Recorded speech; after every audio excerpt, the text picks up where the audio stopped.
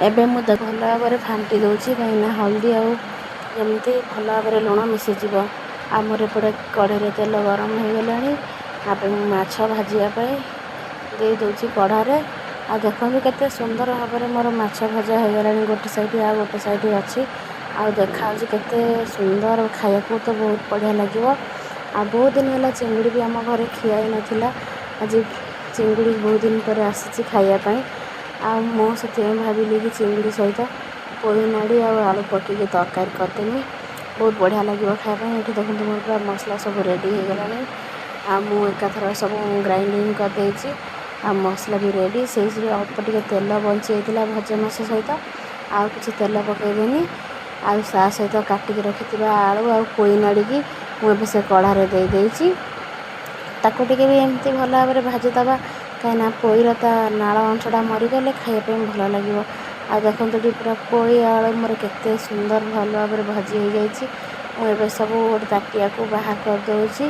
ଆଉ ତା ସହିତ ବଟା ହେଇକି ଯେଉଁ ପୂର୍ବରୁ ଥିଲା ମସଲା, ମୁଁ ସେଥିରେ ହଳଦୀ ଗୁଣ୍ଡ ଆଉ କିଛି ଲଙ୍କା ଗୁଣ୍ଡ ଦେଇଦେଉଛି। ଆଉ ଏଠି ଧଣିଆ ଗୁଣ୍ଡକୁ ମୁଁ ଦେଇଦେଇଛି।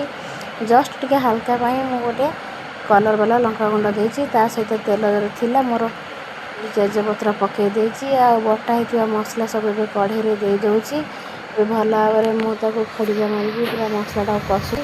ଆଉ ସାଙ୍ଗମାନେ ଦେଖନ୍ତୁ ମସଲାଟା କେତେ ଭଲ ଭାବରେ କଷି ହୋଇଗଲାଣି। ମୁଁ ଏଠି ଟିକେ ଲୁଣ ପକାଇ ଦେଉଛି। ଆଉ ମୋର ତେଲ ମସଲା ଛାଡ଼ିବାକୁ ଆରମ୍ଭ କଲାଣି। ତା ସହିତ ମୁଁ ଟିକେ ପାଣି ଦେଇଦେଉଛି, କାହିଁକିନା କାଳେ ଲାଗିଯିବ, ସେଥିପାଇଁ ମୁଁ ପାଣି ଟିକେ ଦେଇଦେଉଛି। ଆଉ ମୋର ଏବେ ମସଲା ପୁରା ରେଡ଼ି ହୋଇଗଲାଣି। 3 ଖଣ୍ଡ ଆମ୍ବୁଲକୁ ମୁଁ ପାଣିରେ ଭିଜେଇ ଦେଇଥିଲି। ଏବେ ସେ ଆମ୍ବୁଲ ଦେଇଦେବା। ଆଜି ସାଙ୍ଗମାନେ ଯାହା କୁହନ୍ତୁ, ଆଜି ପୁରା ଖାଇବା ହିଁ ଜମିଯିବ। ଆଉ କାହିଁକି ଆମର ଭଲ ଭାବରେ ମସଲା ହୋଇଗଲାଣି, ଯେହେତୁ ମୁଁ ଭାଜିକି ରଖିଥିଲି ଯେଉଁ ଆଳୁ ଆଉ ପୋଇ ନାଡ଼ିକି, ଏବେ ତାକୁ ତା ଦେହରେ ଦେଇଦେଉଛି। ତାକୁ ଏବେ ଟିକେ ଭଲ ଭାବରେ ମୁଁ କଷିଦେବି, କାହିଁକିନା ଆମର ଭଲ ଭାବରେ ଆଳୁ ଆଉ ପୋଇ ନାଡ଼ି ମସଲା ସହିତ କଷି ହୋଇଗଲେ କେତେ ସୁନ୍ଦର ଲାଗିବ ଖାଇବା ପାଇଁ। ସାଙ୍ଗମାନେ ଯଦି ଆଜିର ଭିଡ଼ିଓଟି ଭଲ ଲାଗିଥିବ ନିଶ୍ଚୟ ଲାଇକ୍ ଆଉ କମେଣ୍ଟ ଆଉ ସେୟାର ଆଉ ସବସ୍କ୍ରାଇବ୍ କରିଦେବେ। ଆଉ ତା ସହିତ ଯେଉଁ ଚିଙ୍ଗୁଡ଼ି ମାଛକୁ ଭାଜିକି ରଖିଥିଲି, ଏବେ ସେ ଆଳୁ ମସଲା ଦେହରେ ଦେଇଦେମି।